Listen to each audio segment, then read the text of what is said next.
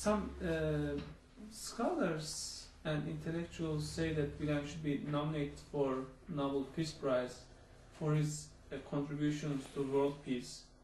What do you think about this?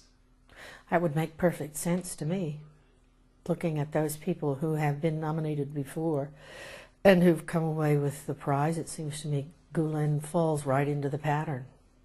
And what are things that that will help with that he achieved so far? Well, you see, it seems to me that he has made achievements on two kinds of fronts, because vis-a-vis Turkish Islam and the people from whom he comes, he's helping to reshape their ideas. Also, he's helping to reshape the ideas of people who then come in contact with those who've met Gulen, who've been changed by his ideas. So both on the home front, as it were, and on the foreign front with respect to Americans, he seems to be making tremendous strides in mutual understanding and an opening of the closed mind, especially with reference to Americans. We can be very closed-minded. That Mr. Gulen can offer to American society? What do you think that his contribution to the society as an American? I hardly know whether to answer about Gulen specifically or about what he has started and triggered. Yes, the second part.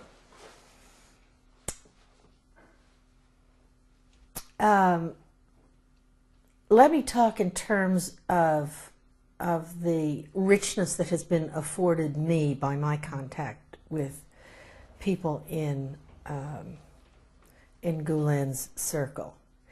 There are some very intimate and personal rewards that stem from coming in contact with very good people. It changes you, and it helps soften one's own heart to come in contact with people whose hearts are softened, and that is undeniably a positive effect. Intellectually, the idea that can be offered to everyone, and that we all need, the idea of greater tolerance, of broader understanding, of striving in the way of something very positive and good, jumping on the bandwagon is a possibility afforded by this project, this effort that Gulen has spurred. And if you had the chance to meet with Mr. Gulen, what would you want to tell him? What would the message be? Oh, that's an interesting question. Well, of course I'd want to thank him for the good that he's done. I'm not sure that I have anything to tell Mr. Gulen. I have lots and lots of questions I'd like to ask Mr. Gulen. But if there's one thing, what an odd thing pops into my mind.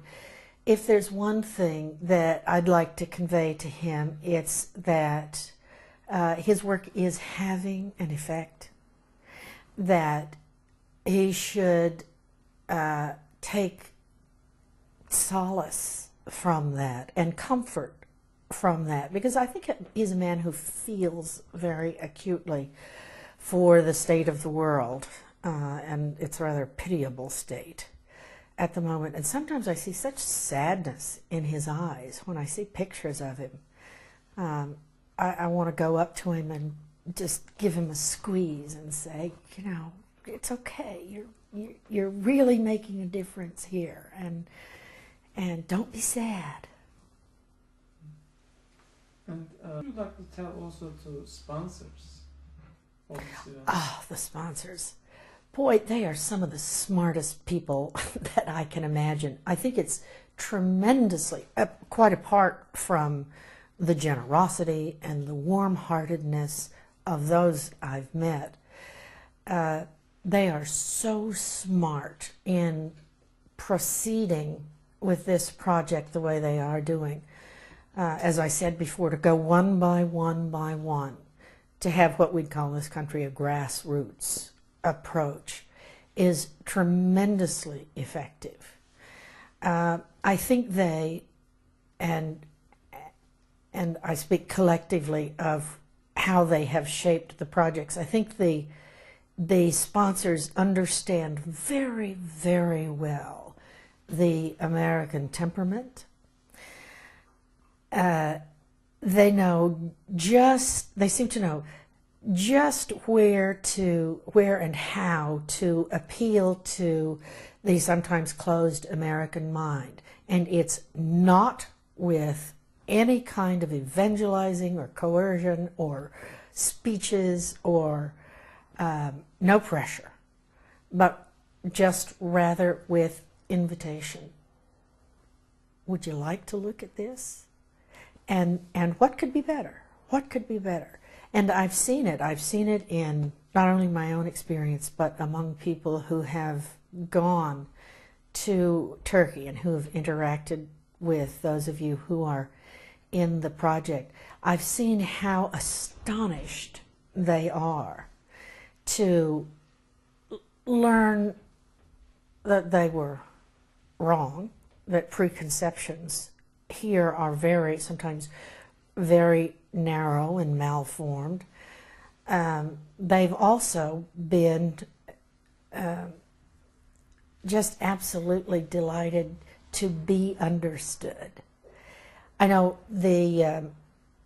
in my course, I've taken about 400 or 500 students to visit a mosque, and they have to write a paper about it. And one of the things I noticed from them, as well as from these people who've gone to Turkey and had this experience, is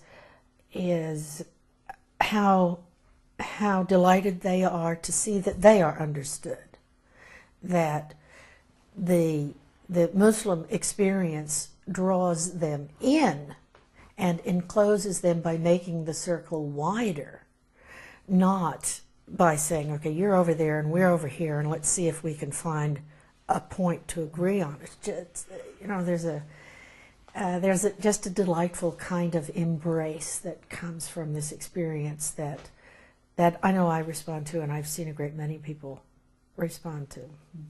And how did you change in yourself after meeting with the IID volunteers, like spiritual and personal change? That's what you realize in yourself. Well, I don't know if you would count having an interview to go over to Turkey to teach there a couple of years as a change. But that's been one change. I would really like very much to extend and deepen my experience of this phenomenon.